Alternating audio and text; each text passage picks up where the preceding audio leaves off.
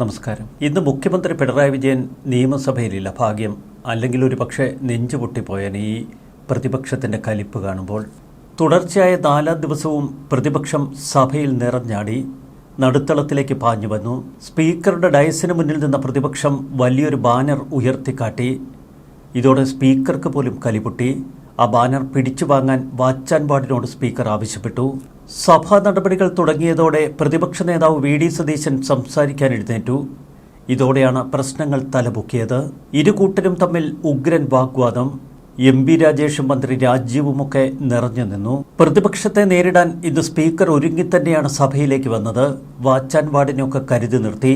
പ്രതിപക്ഷ ആക്രമണം കൃത്യമായി ഇന്ന് ഭരണപക്ഷം ഭയന്നിരുന്നു. മുഖ്യമന്ത്രിയുടെ ബോഡി ഷെയ്മിംഗ് എടുത്തിട്ടുടുത്തുകൊണ്ടാണ് പ്രതിപക്ഷ നേതാവ് വി.ഡി. സതീശൻ തൊടുത്തത്. ഇതോടെ സ്പീക്കറും പ്രതിപക്ഷ നേതാവും തമ്മിൽ കോർത്തു. തർക്കം രൂക്ഷമായതോടെ പ്രതിപക്ഷം ഒന്നടങ്കം നേരെ നടുത്തളത്തിലേക്ക് പാഞ്ഞെടുക്കുകയായിരുന്നു. ബാനർ പിടിച്ചു വാങ്ങാൻ സ്പീക്കർ വാച്ച് ആൻഡ് വാർഡിനോട് പറഞ്ഞത് സഭയിൽ പ്രതിഷേധം ശക്തമാക്കാനിടയാക്കി.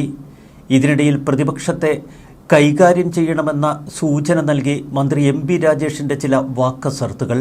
ചെയറിന് മുന്നിൽ ബാനർ പിടിക്കരുത് എന്നാണ് സ്പീക്കർ ആവശ്യപ്പെടുന്നത്. എന്നാൽ പഴയകാല ചെയ്തികളൊക്കെ ഈ സ്പീക്കറും ഭരണപക്ഷവും ഓർത്താൽ നല്ലത്.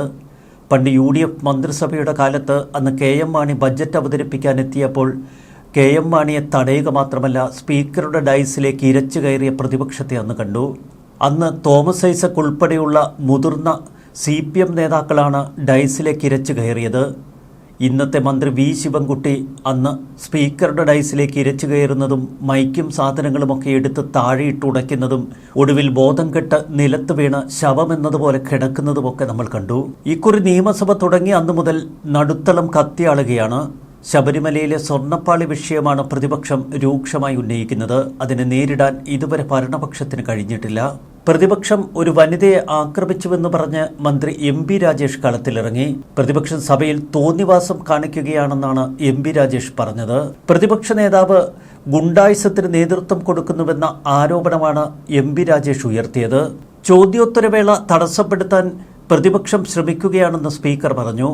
പിന്നീട് ചോദ്യോത്തരവേള അനുവദിച്ച സ്പീക്കർ ഒരു വശത്ത് ചോദ്യോത്തരവേള നടക്കുമ്പോൾ മറുവശത്ത് പ്രതിപക്ഷത്തിന്റെ മുദ്രാവാക്യം ശക്തമായിരുന്നു. എന്നാൽ സഭ തുടർന്നു കൊണ്ടുപോകാൻ കഴിയില്ല എന്ന് മനസ്സിലാക്കിയ സ്പീക്കർ ഇടയ്ക്ക് വെച്ച് സഭ നിർത്തിവെക്കുന്നു. പ്രതിപക്ഷം സ്പീക്കർക്ക് മുന്നിൽ ഉയർത്തിപ്പിടിച്ചിരിക്കുന്ന ബാനർ പിടിച്ചുമാറ്റാൻ ഗണേഷ് കുമാറും ആവശ്യപ്പെട്ടു. ഭരണപക്ഷത്തിന്റെ ആക്രോശങ്ങൾക്ക് മുൻപിൽ മുട്ടുമടക്കാതെ പ്രതിപക്ഷം കട്ടയ്ക്ക് നിൽക്കുന്ന കാഴ്ച. ശബരിമല സ്വർണ്ണപ്പാളി വിഷയത്തിൽ ദേവസ്വം മന്ത്രി VN വാസവന്റെ രാജി ആവശ്യപ്പെട്ടുകൊണ്ടാണ് ഇപ്പോൾ പ്രതിപക്ഷം നിയമസഭയിൽ കത്തിയാളുന്നത്. സഭാംഗങ്ങൾക്ക് സ്പീക്കറെ കാണാൻ കഴിയാത്ത വിധം ബാനർ കൊണ്ട് മറച്ചു പിടിക്കരുത് എന്നാണ് സ്പീക്കർ പ്രതിപക്ഷത്തോട് പറയുന്നത്. ഇല്ലെങ്കിൽ വാച്ച് ആൻഡ് വാർഡിനെ കൊണ്ട് ആ ബാനർ പിടിച്ചു വാങ്ങുമെന്ന്. നിയമസഭ ചേരുമ്പോൾ ചാണ്ടി ഉമ്മൻ MLA സ്ഥാനം തെറ്റിയിരിക്കുകയായിരുന്നു. സ്വന്തം സീറ്റിലിരുന്നില്ല എങ്കിൽ പ്രതിപക്ഷ നേതാവ് വി.ഡി. സതീശന് മൈക്ക് നൽകില്ല എന്ന് സ്പീക്കർ ശഠിച്ചു. പിന്നെ പ്രതിപക്ഷ നേതാവ് അങ്ങ് തൊടുത്തു. കഴിഞ്ഞ ദിവസം പിണറായി വിജയൻ നടത്തിയ ശാരീരിക അധിക്ഷേപത്തിനെതിരെയായിരുന്നു വി.ഡി. സതീശൻ മുഖ്യമായി ഉന്നം വെച്ചത്. പ്രതിപക്ഷത്തിന് ആവതാഴിയിൽ ആവോളം അസ്ത്രങ്ങളുണ്ട്. ഒന്നൊന്നായി ഭരണപക്ഷത്തിന് നേർക്ക് തൊടുക്കുന്നു. മുഖ്യമന്ത്രി ആരുടെയും പേരെടുത്ത് പറഞ്ഞില്ല എന്ന് പറഞ്ഞാണ് എം.പി. രാജേഷ് പ്രതിപക്ഷ നേതാവിന്റെ ആരോപണങ്ങളെ ഖണ്ഡിക്കാൻ ശ്രമിച്ചത്. കാര്യങ്ങൾ ഭരണപക്ഷത്തിന് ഒട്ടും പന്തിയല്ല. എല്ലാം കൈവിട്ടു പോകുന്ന കാഴ്ചയാണ് നിയമസഭയിൽ. മുഖ്യമന്ത്രി ഡൽഹിയിലെത്തി കേന്ദ്രമന്ത്രിസഭയുമായി ചില ചർച്ചകൾ നടത്തുന്നു. അതുകൊണ്ട് തൽക്കാലം കേരളത്തിലെ പ്രതിപക്ഷ ആരോപണങ്ങളിൽ നിന്ന് രക്ഷപ്പെടാം. എന്നാൽ സംഗതി ശബരിമല അയ്യപ്പനുമായി ബന്ധപ്പെട്ടതാണ്. അതുകൊണ്ട് തന്നെ ആരോപണങ്ങളിൽ നിന്ന് അങ്ങനെ എളുപ്പം തടിയൂരാൻ കഴിയില്ല. കേരളത്തിലെ വിശ്വാസ സമൂഹം അടിമുടി കോപാകുലരാണ്. നിയമസഭയിൽ മുഖ്യമന്ത്രി പിണറായി വിജയൻ നജീബ് കാന്തപുരം MLAയെ പരിഹസിക്കാൻ ബോഡി ഷെയ്മിംഗ് പരാമർശം നടത്തിയതിനെതിരെ ഇപ്പോൾ പോലീസിലും പരാതി. മുസ്ലിം യൂത്ത് ലീഗാണ് പെരിന്തൽമണ്ണ പോലീസിൽ പരാതി നൽകിയിരിക്കുന്നത്. മുഖ്യമന്ത്രിക്കെതിരെ കേസെടുത്ത് നടപടി സ്വീകരിക്കണമെന്നാണ് പരാതിയിൽ പറയുന്നത്. മുസ്ലിം ലീഗ് മണ്ഡലം president Siddique Wafy, general secretary Fattah എന്നിവർ പരാതി നൽകി. പ്രതിപക്ഷ MLAയുടെ ഉയരക്കുറവിനെയാണ് ഇന്നലെ പിണറായി വിജയൻ പരിഹസിച്ചത്.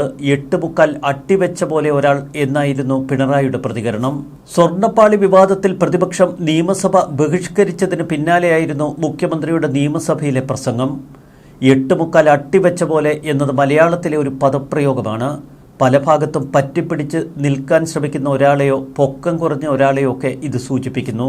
എൻ്റെ നാട്ടിലൊരു വർത്തമാനമുണ്ട്, 8 അട്ടിവെച്ചതുപോലെ. അത്രയും ഉയരം മാത്രമുള്ള ഒരാളാണ് ആക്രമിക്കാൻ പോയത്. സ്വന്തം ശരീരശേഷി വെച്ചല്ല, ശരീരശേഷി വെച്ച് അതിന് കഴിയില്ല. നിയമസഭയുടെ പരിരക്ഷ വെച്ചുകൊണ്ട് വാച്ചാൻ വാർഡിനെ ആക്രമിക്കാൻ പോവുകയായിരുന്നു. വനിത വാച്ചാൻ വാർഡിനെ അടക്കം ആക്രമിക്കാൻ ശ്രമിച്ചു എന്നൊക്കെ മുഖ്യമന്ത്രി അങ്ങ് തട്ടിവിട്ടു. പ്രതിപക്ഷത്തിൻ്റെ കയ്യിൽ അടിക്കാൻ വടിയെടുത്തു കൊടുക്കുകയായിരുന്നു മുഖ്യമന്ത്രി. പിന്നെ സതീശൻ അങ്ങ് എടുത്തിട്ടൊടുക്കുന്ന കാഴ്ച. നിയമസഭയ്ക്കകത്തും പുറത്തുമൊക്കെ വി.ഡി. സതീശൻ ഉഗ്രഭൂമിലാണ്. പ്രതിപക്ഷ നേതാവ് സ്വർണ്ണപ്പാളി വിഷയത്തിൽ കേരളത്തിൽ കത്തിയാളുന്ന കാഴ്ച കേരളത്തിലെ ജനങ്ങൾ കാണുന്നു. മുഖ്യമന്ത്രി പിണറായി വിജയൻ നടത്തിയത് ബോഡി ഷേമിംഗ് ആണെന്നും അത് പിൻവലിച്ച് മാപ്പ് പറയണമെന്നും പ്രതിപക്ഷ നേതാവ് പറയുന്നു. കണ്ണൂരിൽ പറഞ്ഞു കേൾക്കുന്നത് പോലെ 8 അട്ടിവെച്ചതുപോലെ പൊക്കം കുറഞ്ഞ ഒരാളാണ് തള്ളിക്കയറിയത്, അയാൾക്ക് ആരോഗ്യമില്ല എന്നൊക്കെ നിയമസഭയുടെ പ്രിവിലേജ് ഉപയോഗിച്ച് മുഖ്യമന്ത്രി തട്ടിവിടുന്നു. ഉയരം കുറഞ്ഞ ആളുകളെ കേരളത്തിലെ മുഖ്യമന്ത്രിക്ക് പുച്ഛമാണോ എന്ന് സതീശൻ ചോദിക്കുന്നു. ഉയരം കുറഞ്ഞവരോട് അദ്ദേഹത്തിന് എന്തിനാണ് ഇത്ര ദേഷ്യം? ഇത് ബോഡി ഷെയ്മിംഗ് ആണ്, പൊളിറ്റിക്കലി ഇൻകറക്റ്റായ വാചകമാണ്. ഈ പരാമർശം പിൻവലിച്ച് മുഖ്യമന്ത്രി മാപ്പ് പറയണം. സഭാരേഖകളിൽ നിന്ന് മുഖ്യമന്ത്രിയുടെ പരാമർശം മാറ്റണമെന്നാണ് പ്രതിപക്ഷ നേതാവ് പറയുന്നത്. ഇത്തരം പരാമർശങ്ങൾ CPM നേതാക്കൾ പല തവണയായി ആവർത്തിക്കുന്നു. ഇതിനു മുൻപ് മന്ത്രി വാസവനും അമിതാഭ് ബച്ചനെ പോലെ ഇരുന്ന കോൺഗ്രസ് ഇപ്പോൾ ഇന്ദ്രൻസിനെ പോലെ ഇരിക്കുന്നു എന്നൊക്കെ പരിഹസിച്ചിരുന്നു. പിന്നീട് വാസവൻ അത് പിൻവലിച്ച് മാപ്പ് പറഞ്ഞു. ഉയരക്കുറവിനെ അധിക്ഷേപിച്ച മുഖ്യമന്ത്രി മാപ്പ് പറയണമെന്ന് താൻ ശക്തമായി ആവശ്യപ്പെടുന്നുവെന്നാണ് സതീശൻ പറഞ്ഞത്. ഉമാ തോമസിന്റെ രോഗത്തെക്കുറിച്ചും ആരോഗ്യാവസ്ഥയെക്കുറിച്ചും മുൻപ് മുഖ്യമന്ത്രി പരാമർശിച്ചിരുന്നു. ഉമാ തോമസിനെ കവചമാക്കിയാണ് പ്രതിപക്ഷം പ്രതിഷേധിക്കുന്നതെന്നാണ് മന്ത്രി പറഞ്ഞത്. പുരോഗമനവാദികളാണെന്ന് പറയുന്നവർ വാ തുറന്നാൽ ഇതുപോലെയുള്ള വർത്തമാനമാണ് പറയുന്നത്. എത്ര പൊക്കം വേണമെന്നതിൽ മുഖ്യമന്ത്രിയുടെ പക്കൽ അളവുകോലുണ്ടോ എന്ന് പ്രതിപക്ഷ നേതാവ്. ഇതൊക്കെ എല്ലാവർക്കും സംഭവിക്കുന്നതാണ്. ഇവരൊക്കെ 19-ാം നൂറ്റാണ്ടിൽ സ്പെയിനിൽ ജീവിക്കേണ്ടവരാണ്. മറുവശത്ത് ശക്തമായ ആക്രമണം പ്രതിപക്ഷം ഇപ്പോഴും സ്വർണ്ണപ്പാളി വിഷയത്തിൽ തുടരുന്നു. അയ്യപ്പന്റെ ദ്വാരപാലക വിഗ്രഹം ഏത് കോടീശ്വരനാണ് വിറ്റതെന്ന് കടകംപള്ളി സുരേന്ദ്രൻ അറിയാമെന്നാണ് വി.ഡി. സതീശൻ പറയുന്നത്. സ്വർണം ചെമ്പാക്കി മാറ്റിയ രാസവിദ്യ ഉൾപ്പെടെ കണ്ടുപിടിച്ചിട്ട് മുഖ്യമന്ത്രി ഇത്രയും ദിവസമായി വാ തുറക്കുന്നില്ല. പ്രതിപക്ഷം 3-ാമത്തെ ദിവസമല്ലേ നിയമസഭയിൽ സമരം നടത്തിയത് ഇന്നലെ. ഇന്നിപ്പോൾ 4-ാമത്തെ ദിവസം. 19-ാം തീയതി പ്രതിപക്ഷം നോട്ടീസ് നൽകിയിട്ടും എന്തുകൊണ്ട് ഭരണപക്ഷം പരിഗണിച്ചില്ല? ഒരു പത്രസമ്മേളനം നടത്തി മുഖ്യമന്ത്രിക്ക് പറയാനുള്ളത് പറയാൻ വി.ഡി. സതീശൻ വെല്ലുവിളിച്ചു. എവിടെയായിരുന്നു നിങ്ങളുടെ നാവ്? ഈ വിഷയത്തിൽ ഇനിയൊരു ചർച്ച വേണ്ട. ഞങ്ങൾ നിയമസഭയ്ക്കകത്തും പുറത്തും പ്രതിഷേധം തുടരും. ദ്വാരപാലക ശില്പം മാത്രമല്ല, കട്ടിളപ്പാളിയും വാതിലുമടക്കം അടിച്ചുകൊണ്ടുപോയിരിക്കുന്നു. എന്നിട്ട് രണ്ടാമതും ഉണ്ണികൃഷ്ണൻ പോറ്റി അങ്ങോട്ടേക്ക് അവർ വിളിച്ചു വരുത്തി. വീണ്ടും കക്കാൻ വേണ്ടിയാണ്. ഈ പ്രാവശ്യം അയ്യപ്പ വിഗ്രഹം കൂടി കൊണ്ടുപോകാനായിരുന്നു പദ്ധതി. സംസ്ഥാന പോലീസിലും CBIയിലും വിശ്വാസമില്ലാത്തതുകൊണ്ടാണ് ഹൈക്കോടതിയുടെ നിരീക്ഷണത്തിൽ അന്വേഷണം വേണമെന്ന് ഞങ്ങൾ ആവശ്യപ്പെട്ടത്. ഹൈക്കോടതി ഇപ്പോൾ പ്രത്യേക അന്വേഷണ സംഘത്തെ നിയോഗിച്ചു. സംഘത്തിലെ വലിയ ഉദ്യോഗസ്ഥൻ മുതൽ എല്ലാവരെയും ഹൈക്കോടതി നിയോഗിച്ചിരിക്കുന്നു. അത് സർക്കാരിലുള്ള അവിശ്വാസമാണ് വ്യക്തമാക്കുന്നത്. ഹൈക്കോടതിയുടെ നിരീക്ഷണത്തിലുള്ള അന്വേഷണത്തിന് പ്രതിപക്ഷം എതിരല്ല. വിറ്റതുകൊണ്ടാണ് CBI അന്വേഷണം ആവശ്യപ്പെട്ടത്. ഏത് കോടീശ്വരനാണ് വിറ്റത് എന്ന് കടകംപള്ളി വ്യക്തമാക്കണം. യഥാർത്ഥ ദ്വാരപാലക ശില്പം വലിയൊരു വിലയ്ക്ക് വിറ്റുവെന്നാണ് കോടതി പറഞ്ഞിരിക്കുന്നത്. കട്ട സാധനമാണെന്ന് പറയാതെ കബളിപ്പിച്ചൊരു കോടീശ്വരന് വിറ്റിരിക്കുന്നു.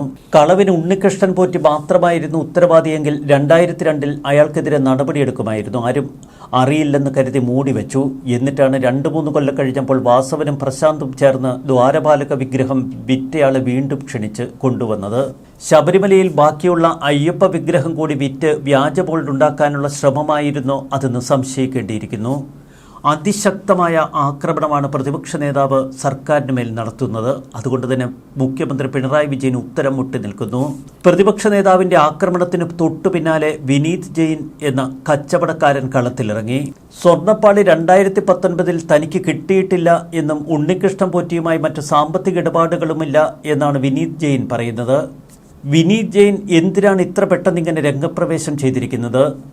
ദ്വാരപാലക ശില്പങ്ങളിലെ കവചങ്ങൾ ഒരു കോടീശ്വരന് വിറ്റു എന്ന് വി.ഡി. സതീശൻ വെളിപ്പെടുത്തിയതിന് തൊട്ടു പിന്നാലെ തനിക്ക് തന്നിട്ടില്ല എന്ന് പറഞ്ഞുകൊണ്ട് എന്തിനാണ് വിനീത് ജെയിൻ ഇങ്ങനെ ഓടിക്കയറി വരുന്നത്? ഇതൊക്കെ കാണുമ്പോൾ ജനങ്ങൾ സംശയിച്ചില്ലെങ്കിലല്ലേ അത്ഭുതമുള്ളൂ.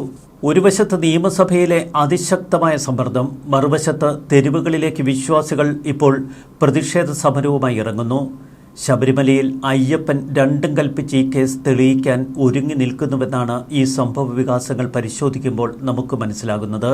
ഇപ്പോഴിതാ കൂടുതൽ തെളിവുകൾ കൂട്ടത്തോടെ പുറത്തേക്ക്. പഴയ ഏതോ കാലത്ത് നടന്ന തട്ടിപ്പെന്ന മട്ടിലായിരുന്നു Thiruvithamkoor Devaswom board president PS Prashanth ഇക്കഴിഞ്ഞ ദിവസങ്ങളിൽ ഇത് സംബന്ധിച്ച ചില വിശദീകരണങ്ങൾ നൽകിയത്. എന്നാൽ പ്രശാന്തും അടിമുടി പ്രതിപ്പട്ടികയിലേക്ക് കയറുമെന്നതാണ് ഇപ്പോഴത്തെ അവസ്ഥ. മുരാരി ബാബു ഒരു ചെറിയ മീനല്ല. തിരുവിതാംകൂർ ദേവസ്വം ബോർഡിലെ പല അംഗങ്ങൾക്കും ഇപ്പോൾ നടക്കുന്ന ഈ തട്ടിപ്പുകളിൽ പങ്കുണ്ട് എന്നതിൻ്റെ വ്യക്തമായ സൂചന പുറത്തുവരുന്നു. രേഖകളും കോടതി നിരീക്ഷണങ്ങളും തന്നെയാണ് തിരുവിതാംകൂർ ദേവസ്വം ബോർഡിനെ അടിമുടി പ്രതിക്കൂട്ടിലാക്കുന്നത്.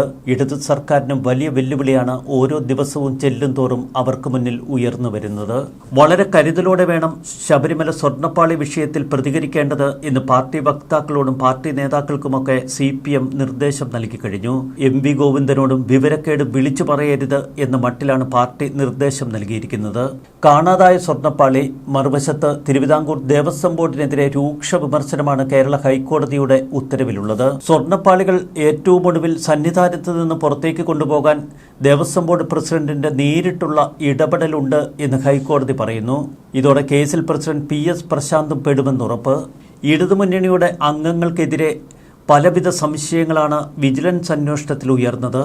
ഹൈക്കോടതി നിയോഗിച്ച കമ്മീഷണറെ അറിയിക്കാതെ ദ്വാരപാലക ശില്പങ്ങൾ കൊണ്ടുപോയത് ദേവസ്വം ബോർഡിന്റെ ഭാഗത്തുണ്ടായ ഗുരുതര വീഴ്ചയെന്ന വിലയിരുത്തലിലാണ് കോടതി.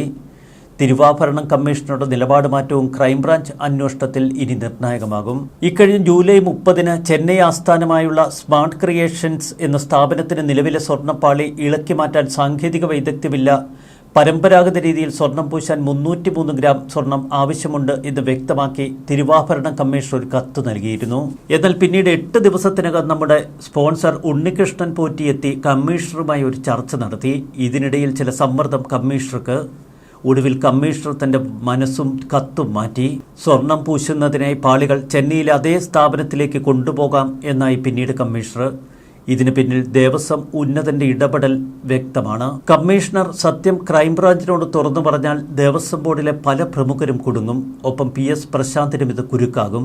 തിരുവാഭരണ കമ്മീഷണറുടെ മലക്കം മറിച്ചിൽ തന്നെയാണ് ഇവിടെ മുഖ്യ സംശയം. സസ്പെൻഡ് ചെയ്യപ്പെട്ട മുൻ അഡ്മിനിസ്ട്രേറ്റീവ് ഓഫീസർ മുരാരി ബാബുവിനെ കൂടാതെ വിജിലൻസ് റിപ്പോർട്ടിൽ പേര് വന്ന 4 ഉന്നത ഉദ്യോഗസ്ഥരെ കൂടി സസ്പെൻഡ് ചെയ്യാനുള്ള നടപടികളുമായി സർക്കാർ മുന്നോട്ട് നീങ്ങുന്നു. എന്നാൽ ഇതുകൊണ്ടൊന്നും യഥാർത്ഥ പ്രതികളെ രക്ഷിക്കാനോ നിയമസഭയിൽ നിന്ന് തടി തപ്പാനോ ഈ സർക്കാരിന് കഴിയില്ല. കാരണം മോഷ്ടിക്കപ്പെട്ടത് അയ്യപ്പൻ്റെ സന്നിധിയിൽ നിന്നാണ്. അയ്യപ്പ വിഗ്രഹമടക്കം അടിച്ചു മാറ്റാൻ ചിലർ പദ്ധതിയിട്ടിരുന്നു എന്ന് പ്രതിപക്ഷ നേതാവ് ആരോപണം ഉന്നയിക്കുമ്പോൾ അതിനെ അത്ര നിസ്സാരമാക്കി പുച്ഛിച്ചു തള്ളാൻ നമുക്ക് കഴിയില്ല. നിയമസഭയിൽ സർക്കാർ അട്ടപടലം പെട്ടതു തന്നെ. ന്യൂസ് ഡെസ്ക് മലയാളി വാർത്ത ഇൻസൈഡ്.